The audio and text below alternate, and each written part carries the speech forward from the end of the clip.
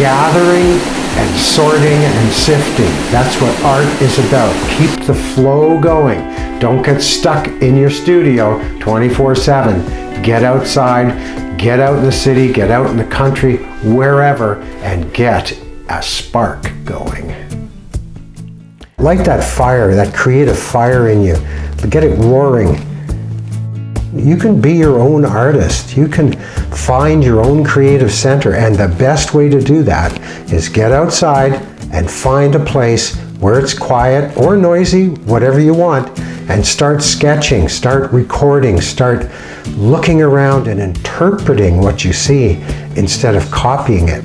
I want you to find your creative center. I want to be a springboard for your creativity, and you can find your creative center by sketching. You'll find out today. Let's get started. Let's head on down to the beach. If I'm going to the beach or I'm going traveling, I like to have a few extras. You don't need this much, but I'm just going to show you.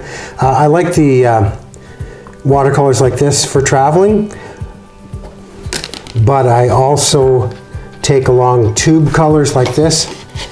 Try to pack things so that they don't fall all over the place. That's for my water. Bring some water. I use tape. Sometimes I tape my pictures down. So, selection of paints. A couple different rags. Now, this is something new. I can set right up here, you see, when I'm painting, and I can put everything ready, get my brushes out and just work right here, and put the water in here. So this is a good little thing to find. Things that make life easier. You can even stick all your paints in here, you see, and eliminate a lot of this. So economics is great. Don't take too much, but take enough. A selection of brushes, always good to have. I'm just going to take everything out so you can see it. As again, the tape, this, water. Now, extra one just in case. And over here we have some acrylics that have been watered down. I like to paint with watered down acrylics too, because they're already mixed, and sometimes you can just get these out and use them instead of the watercolors. So let's just leave those there. Over here we have a pencil and eraser, good to have, and some paper towel. So if I was going to set up, the first thing I would probably do if I didn't have a lot of things, so I'd take my paints here, a rag, then I'd squeeze out some paints, put my brushes here, and I take my trusty board. I like these boards because you can put your paper on there and get it wet. It's cut for the same size here. It's about 10 inches by 7 inches here. And you'll see when we go down to the river today, this is basically the setup I have right here. And I use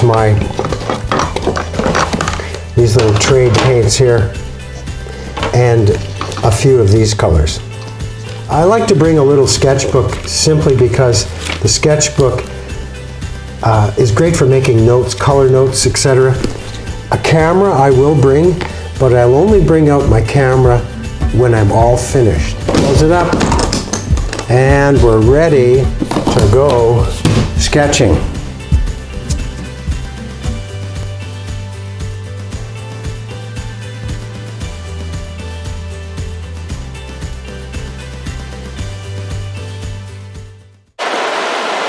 Now remember, the paper's wet. Whoa, there goes a big spot.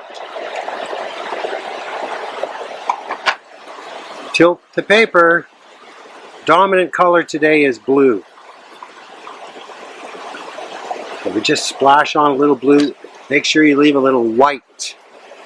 Take a look at it. Maybe turn it this way. Let's put a little stronger blue at the top, which is now the bottom because I turned it upside down. I think this is going to be the bottom. Trick is not to get fussy.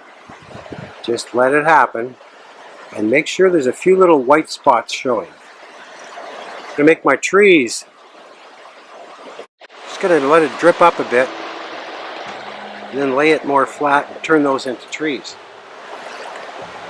Take a little bit of the ultramarine and a bit of black just to get a darker color.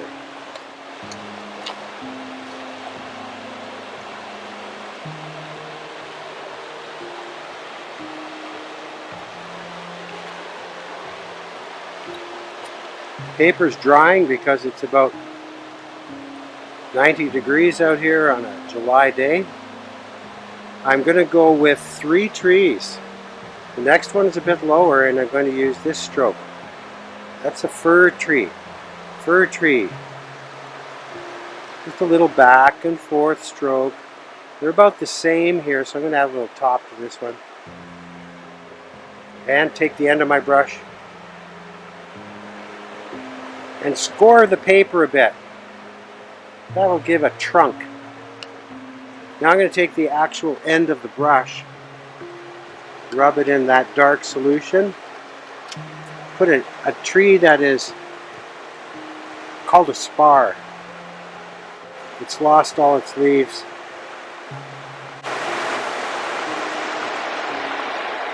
Even add a few branches pointing down the top. You see how this really came together? Looks like a pine tree. We'll let it sit for a minute. Okay, we take a richer green, a little bit of cadmium yellow, medium, and a little bit of the phthalo ultramarine color. That's going to go in between here, right over the bottoms.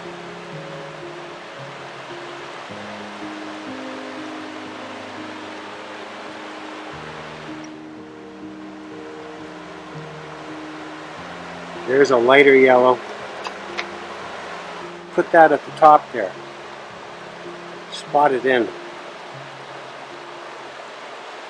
You also take a lighter color and put it into a darker color and lift it. See? Like that. Great little technique. Rub it on your rag. Lift off the color. So everything's not dark and pasty. You want some light areas in your painting. Now I'm going to take a little orange. This is a vermilion, which is a red orange. Take a little of this vermilion. It's fairly thick. Just drop in a little bit here and there.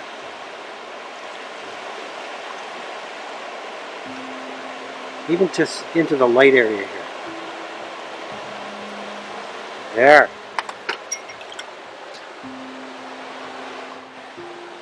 I'm going to wash in the mountain behind here. And stay away from the big tree. And do a little lacing. Means just leaving a little wet area, a little dry area.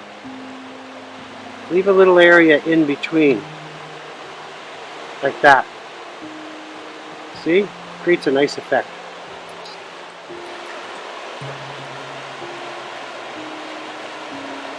Straight line there. And a little bit of the crimson. Just to give it a little distance. The red will mix in with the trees. A little bit of that green.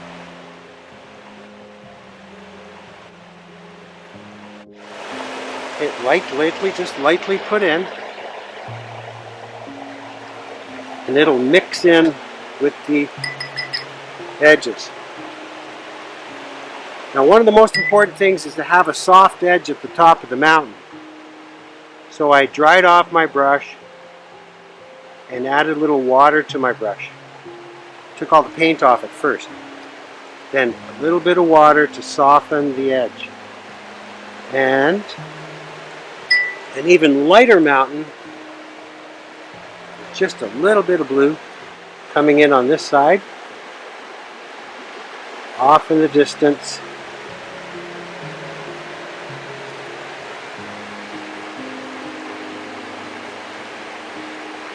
Coming right in here. Once again, leave that little space there.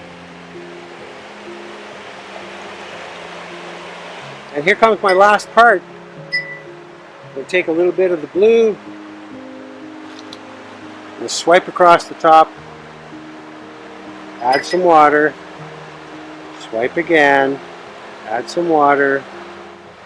Swipe again. I'm re-wetting the paper. Leave that little, just that little edge between there and here.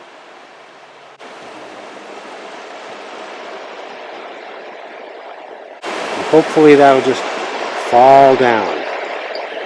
Give us that beautiful summer sky. Oh. I will now put one dark in the bottom. A little bit of this black and some of the blue and some of the crimson. You can always clean these paints up later. I'm just going to add a couple little dark spots at the bottom. That'll bring the picture forward. There we go.